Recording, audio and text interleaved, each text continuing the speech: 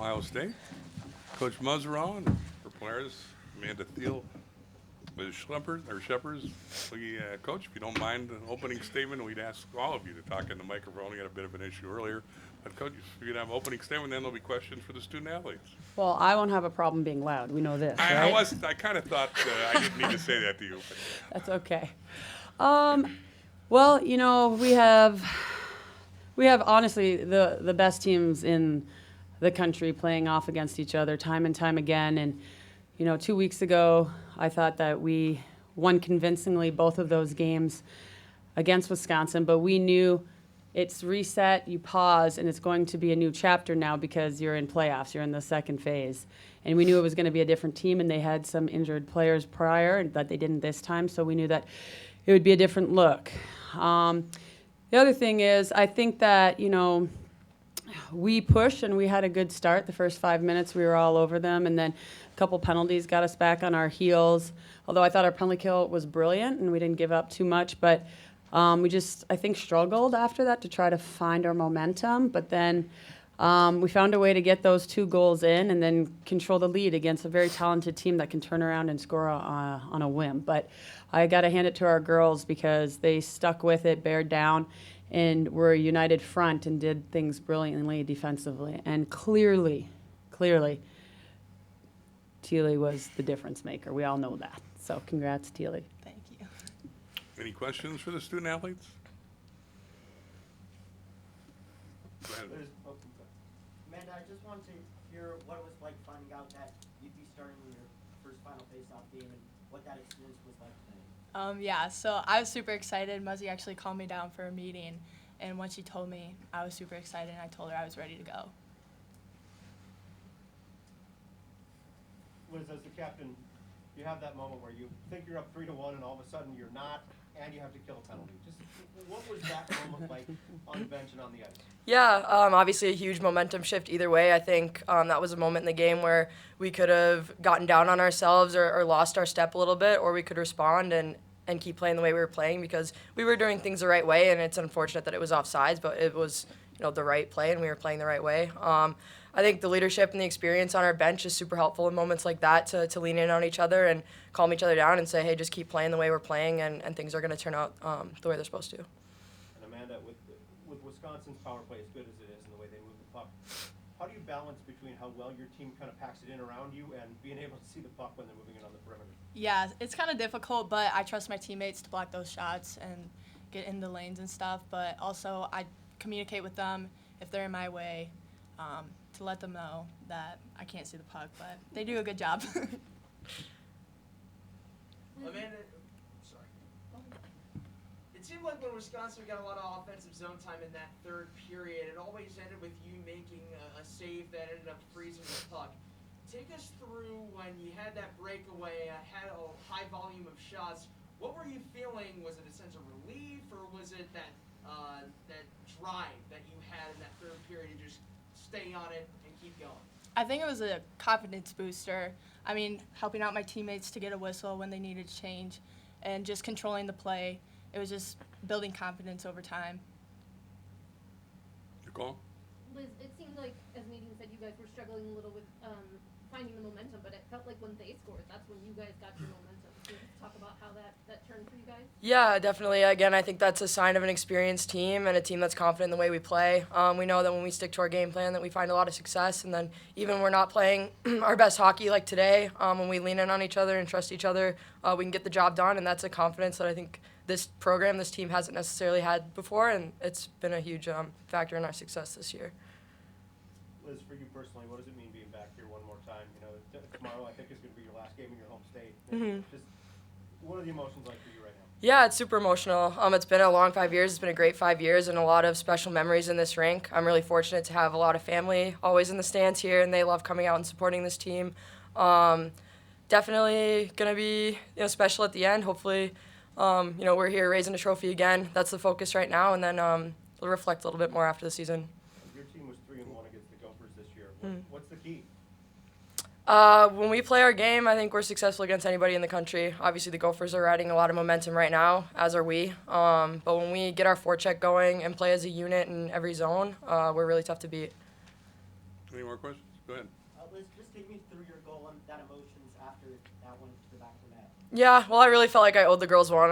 Got beat on the forecheck on their goal coming back, and then fortunately got a good rush off a faceoff play in the D zone. Moved it to Peyton quickly, and we worked a lot on our odd man rushes. So when she found me back in the middle, I just wanted to make sure we put it away. I think it barely trickled over the line, but I'll definitely take it. And yeah, to even the game back up. Personally, felt good to get the minus off my chest. And then, yeah, it was a great play by Peyton to find me back. We've been working well together.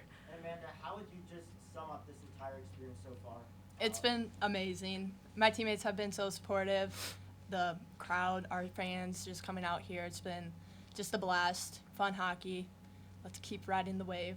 And Coach, what would you say about the penalty kill tonight? You guys never got the power play, but just about those special teams, even though you guys were outshot, which is usually you guys like to do that, but just the penalty killing your team play overall.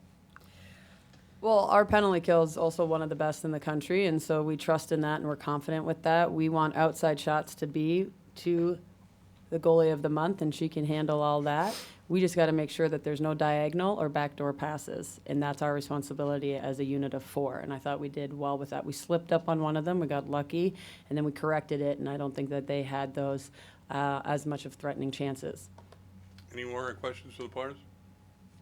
Ladies, go get some rest. See you tomorrow. Thank you. Any questions for Muzzy?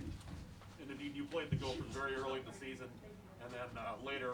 What difference do you see in that team from the first time you played them to the next? Well, yeah, that's a good question. Like any team, when you play them early, it's a combination of trying to understand each other and the flow, and they've had some transfer kids and freshmen as well, and so did we. Half our team was new players. I felt like I was a general manager this summer. But I think, as they have new coaching staff, and they also play very physical, which I don't think they have done in the past, and that's been to our advantage. I think that, Heisey obviously has had a great year, but also Boreen has, who I think was overlooked actually for the Patty Caz, top 10. But they have very good offensive threats. And but again, that's nothing new for this league and for that team in particular. Did you find your players getting frustrated? Like was mentioned, it was a low-scoring game and they had a lot of blocks. And did you find your players getting frustrated? Is that something you guys had to talk about at all? No. They're way cooler than I am, 100%. They were cool and supportive and just great. They really were. I was very impressed with their bench management, and I think that was, like Liz had spoke about it, about leadership and being back here again. We've had some success in Ritter Arena. Again, I think Bob and Kathleen are giving us a thumbs up from up top. But with that being said, I really admire how they were collective, but executing what was needed. Go ahead. The same question I asked Liz about that kind of turning point where you get a goal taken away and then you have to face a really good Wisconsin power play.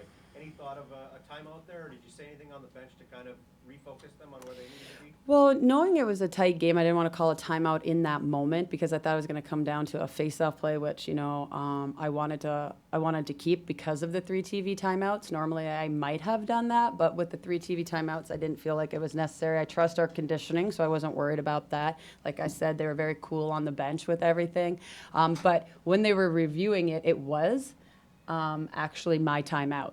So them reviewing the goal gave me that timeout, and I was able to talk with them about if this is not a goal, it's fine, settle, get back. But I wanted to keep it for later in the game because I knew, like, if there was an offensive play, especially in that defensive zone, like, they like to ring the puck and then slash people across. So I just wanted to make sure that we didn't have too deep. And so I don't know if you noticed, but we adjusted our forecheck at the end to prevent their rings because we usually go a 2-on-2, and now they were ringing the puck. So we went kind of 1.5. 2, 3, 2. So we just had to adjust some things because I've said before it could be 2-3 nothing, and then a minute left, and they can still score and tie the game because they have offensive power. Coach, you had that offensive zone face-off within about the final minute, and Gabby Rosenthal went to draw. She won the face-off, and then she covered it up. Was that by design when you guys came out of that timeout? Not my design, but I didn't think it was a bad idea that she did. And, you know, it seemed especially impressive on that penalty kill, but just kind of packing it in, disrupting, getting in lanes, all of that. Is that kind of been a hallmark of your team this year? Well, to be honest, when you're looking at their power play, very rarely do they take shots from up top, and unless maybe La Mencia, but if it's the other defenseman, they don't really do that. So we wanted to pack it in a little tighter so that we would not give up anything down low, nothing cross ice, and nothing diagonal, and not get fixated if they move the puck below the goal line and try to hit people in the sweet spot areas. So yeah, we had to pack that part in. And then if they moved it up top, we're still in shot block lane. Just going to hurt a little more because you're farther away. But that's okay. Last one. Coach, third time in 3 years to go to the WCHA Final Faceoff Championship game. What is that feeling like, and what do you guys have to improve upon to raise that trophy tomorrow night? You know, this place is special. You know, I'm a Buckeye. I've drank the Kool-Aid, you know. But, you know, I've also had a lot of happy memories in this place, too. So it's a sweet place to play in. That's why I joked about Bob and Kathleen, because I knew them when I was a student. And it's going to take a lot, because we just watched Minnesota's game against Duluth, and I thought they handled that pretty well. And so but again, it's a different matchup. We play differently than Duluth, and we know what's at stake. You know, we both know that we're probably going to be 1 and 2 in the country. However, it's a sense of pride as an athlete to win that conference. We are upset we didn't win the regular conference regular season, so we have a little bit of a chip on our shoulders to try to get after and win the conference tournament, and they're going to be ready for it. They're hungry for it, and they really want to redeem themselves from 2 years ago. Thanks, Muzzy. Good luck tomorrow. Yeah, no problem. Thanks, guys.